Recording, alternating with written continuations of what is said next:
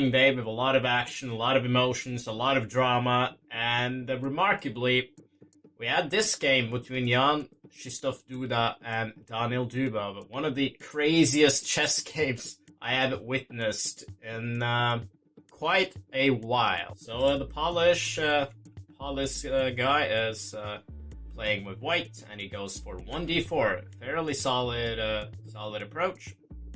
Dubov goes for knight of 6, c4, e6, knight f3, d5, knight c3. Here Dubov plays the move c6, and we have now. This is there are two ways we can reach this position. This is called the semi-Slav. Perhaps the more common way is to play via the Slav move order with d4, d5, c4, c6. But the reason why a lot of people avoid it today is that they are afraid of this move, which has become increasingly popular, and it has actually become also quite unpleasant for black. So because of this reason, a lot of people, they choose to play this approach instead, which avoids this exchange variation, and perhaps the best choice if you want to play the semi-Slav.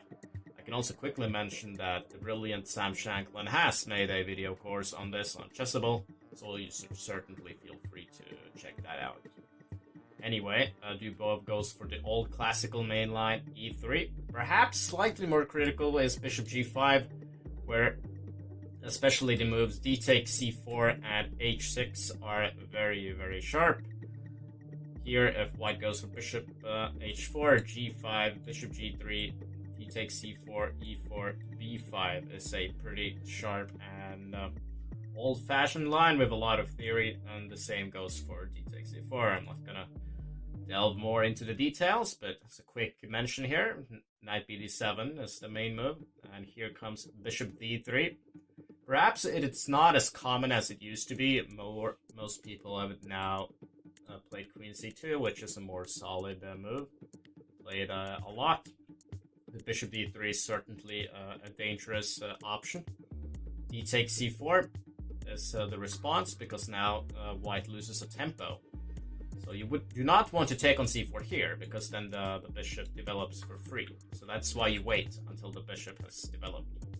Takes on c4, bishop takes c4, b5, bishop d3. And here Dubov plays bishop e7, which is very interesting. I believe that is also the main move, but it's not a move I've seen for a while, but at least back in the days it used to be what the good guys went for. Bishop d6 is another move which is also very popular. A lot of theory here, a lot of complications. And also this move, h6, has certainly seen the light of day in the recent years. I believe this line here in particular is quite sharp with knight takes b5, e takes f6, just a quick mention of that. A lot of theory here too, but should be 7. Castles, a6. Dubov wants to support this pawn, so he then can play c5 and open up for the bishop. c5 is the dream, but he's kind of struggling with his development. So Duda, he goes for it in the center. He has to do something sooner or later. This is all still theory. e4, c5, e5, and we are still in deep theory, I believe. I know that e5 is possible, but also d5 is what's called the Reynolds variation, that it used to be. Kasparov and stuff had a lot of games here back in the 90s and the good old days here with d5. Kramnik has too, I believe. But e5 is the other move. Knight d5. Knight g5, a very, very sharp line. Knight takes c3. If black plays bishop e7, which is logical, Duda wants to play queen h5, and a line can, for example, go g6, queen h6, and there's a lot of stuff happening with ideas of knight takes e6 and bishop takes g6, for example. I would say it's quite balanced still, but it's extremely complicated, where you definitely need to have done your homework. Dubov takes on c3, he takes c3, bishop e7, and knight takes c6. So here we see my idea that I just mentioned, that this is a very common theme. Black takes back, queen h5 check, And interestingly enough, Dubov, he plays g6 because he's afraid of king f8, f4, which looks extremely dangerous considering that white is just going to blast up black's king. And after something like king g8, f5, I would indeed as well, if I was black, would be very, very scared. But perhaps this was the better way to go, although practically it's certainly easier to play from the white side. Dubov played g6, and we have a bishop takes, pawn takes, queen takes g6. You may wonder why I didn't take the rook here, but he just notices that after knight f8, my king is safe, and I have 2 pieces for the rook, and you certainly do not have enough material. So queen takes g6 is the better move in order to keep the attack, and indeed you can also win back some material here with bishop h6, rook takes h6, queen takes h6, and we simply have a much better version of what we just saw, because black's king is still very vulnerable, while in the other line black's king was very safe. So king g8, queen g6 check, king h8, queen h6 check, king g8 takes the pawn with check, king g7, and now that we have checked, let's bring our rooks into the attack. So rook d1 is a very logical approach. We notice that the bar is going down. I did not quite like that move. I think it is the most natural move in the whole world. Knight f8 from Dubov, queen g4, king h8.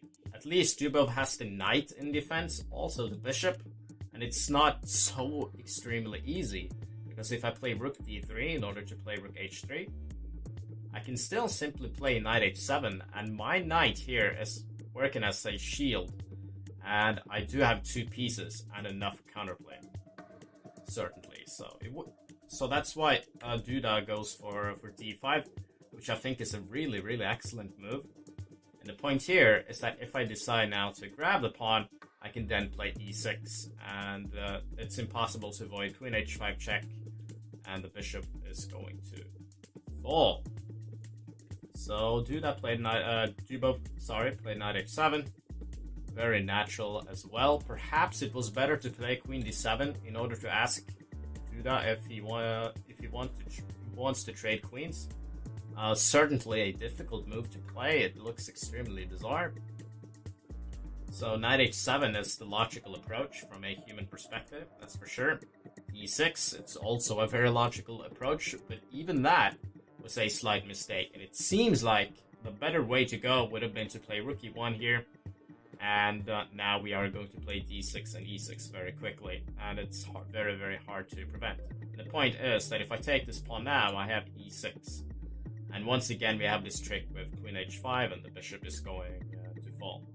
And if I play knight f6, I can simply play queen h4, and if you then try to escape with the king, I then get a few more checks, and my rooks will join the attack here. So this bishop is just going to fall.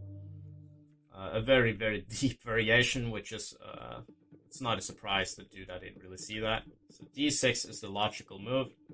Bishop h4, e6, just going with all the pawns. But after queen f6, e7, and bishop c6, it certainly isn't that easy to advance, right?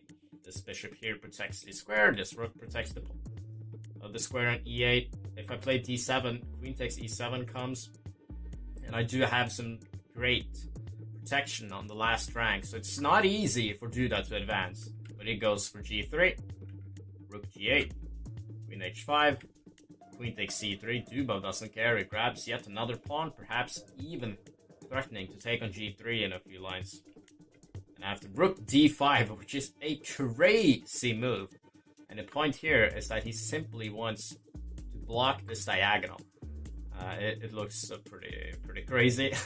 I have no words for that, so let's just see what happened here. Bishop takes d5, queen takes d5, and knight f6 it's a huge mistake by Dubov, which might have cost him the game.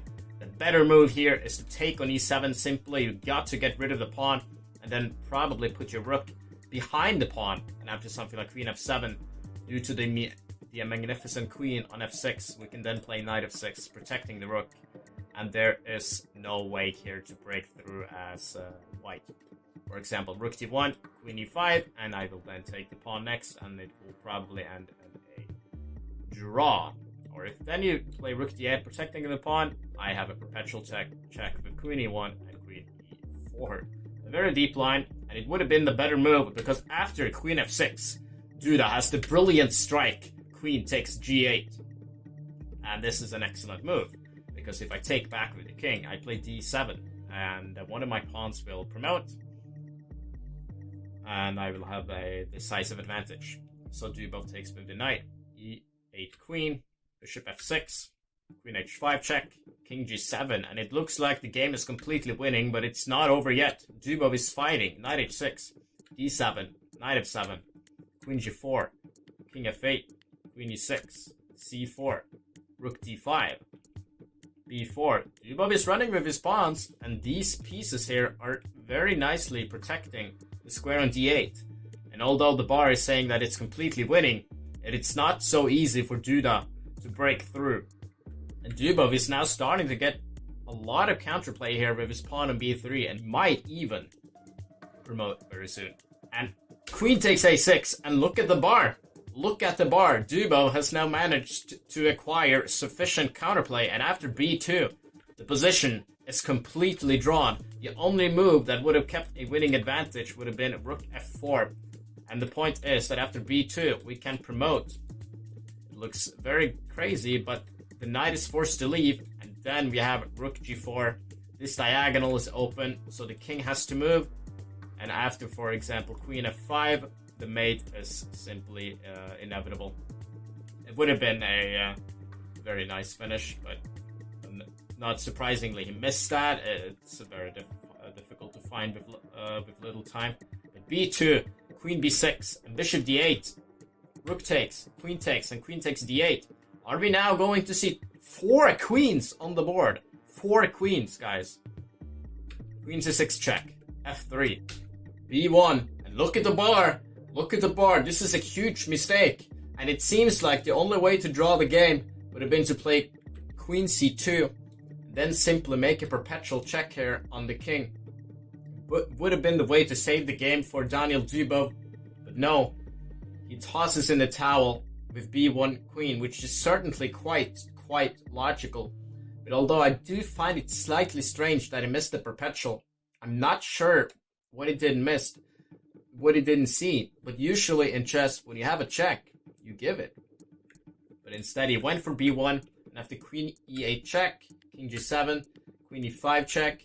You do not want to queen directly here, because if he does that, queen c2 check and queen h7 is likely to end in a mate or at the very least a perpetual. So checking first is quite good, especially on this square where this queen is controlling a lot of squares. King h7, queen h5 check, queen g4 check, queen f4 check, g4 check, and d8 queen. And we now have 4 queens on the board, and this queen is protecting the very important d2 square, and the game ends in a resignation from Dubov, and Jan Krzysztof Duda ends up winning. This was a huge moment for the Polish, who ended up winning the next game as well. I believe it was against Grysiuk, and he managed to qualify, and it definitely did not look like that before this round. So a very impressive comeback by the Polish, who we will now be seeing in the quarterfinals.